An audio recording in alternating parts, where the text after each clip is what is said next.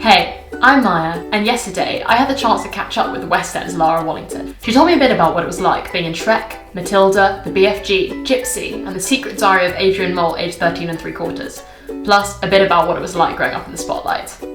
Hi Lara. Hi. Hi, thanks so much for finding the time to talk to me. Thanks for having me. Oh, it's great. Okay, so I was going to ask you all about your musical theatre journey. How did it all start, and how did you know you wanted to go into performing arts? Is your family a performing family? No, not at all. My mum's actually a lawyer, my dad's an electrician, so no performing history from my family background. At the age of 4, I went to see Sound of Music, and I just knew from there that's exactly what I wanted to do. Wow. So how did you get your first few auditions? Did you have an agent? So I started with a local agent just at the local drama school I was at. My first musical audition was Shrek, and then luckily enough I got the role, but it's not a really common thing to happen, but yeah. That's amazing. So what shows have you been in then? I started, my West End debut was in Shrek the Musical at Theatre Royal. I played alongside Amanda Holden, Kimberly Walsh. Wow. I then went into Matilda, which I was so lucky enough to play the title role. I actually am the longest running Matilda to date, which is still a title I have today, which is amazing to have. Crazy. I know, it is crazy how long I did it for, but I loved every second. I then went into BFG at the Birmingham Rep. I spent some time up in Birmingham. I then went into Gypsy with Imelda Staunton at the Savoy Theatre, and she is incredible. It was honestly such an honour to work with her. My most recent production was Adrian, the Musical. It was at the Mernier Theatre, which is in London Bridge. That was honestly one of the most fun shows I have done. Really? Do you find it difficult how you're often competing with your friends? Because I guess the industry is quite small, so you know a lot of the people in your age group auditioning for things. Yeah, and it is hard because I pretty much know everyone my age now. When I turn up to auditions these days, I tend to know everybody in the room. That's so strange. And it is strange, and it's hard because they're all your friends and everybody wants well for each other. But at the end of the day, you all want that one role, and there's only one person that can do it. So once you're in the room, you focus and you go in to get that role. And then outside of the audition room, you're all friends as normal and love each other and everything. Wow. Yeah, I think that's a really interesting relationship because you're kind of competitors on the stage, but then in real life, you have to just forget about it. Yeah, exactly. That's exactly right. So I know a lot of people probably know you from Matilda. Yeah, I'd say so. It was a massive highlight of my career so far, and it was an honour because I know so many people would love to be in that show, especially playing the title role. All over the world, little girls like me then work so hard to play a role like that, so I was so lucky. So yeah. Do you have any of the sort of billboard pictures that were up outside the theatre? When it was up in Covent Garden, when I was in it, there was a few outside the theatre, which was so surreal. Seeing a face outside a theatre, I was like, wow, and people used to take photos with it, and you're like, that's me. What pose were you doing in it? What scene was it from? Do you remember? It's my signature Matilda photo. It's from Naughty, the scene Naughty, and I'm doing the dance in my little blue night dress. You want to show me the pose? Doing my nice...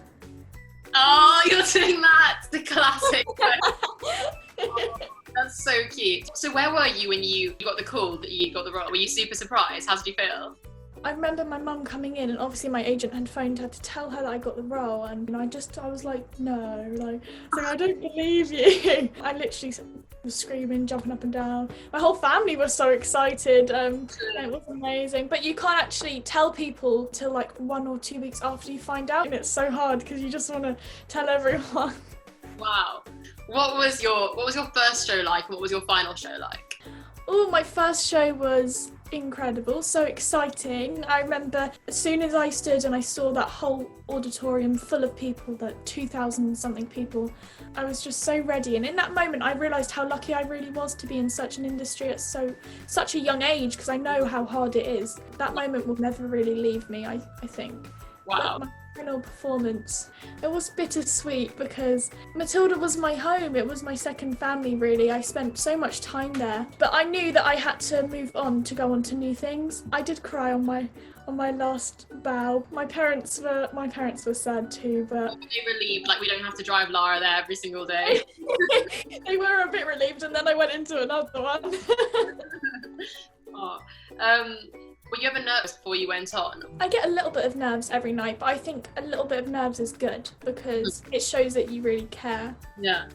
As you got older, did nerves get worse? Because I know sometimes little kids don't actually get nerves that badly because they're sort of not aware of the scale of it all, maybe. Yeah, people don't really talk about that, and that is so true. At such a young age, people may think you're more nervous, but for me, it's the other way around. I think at such a young age, I didn't really understand the scale of what I was doing. I was just having a great time. As I am older now, I get more nervous because I know the pressures. I know what people expect from me when they come to watch me.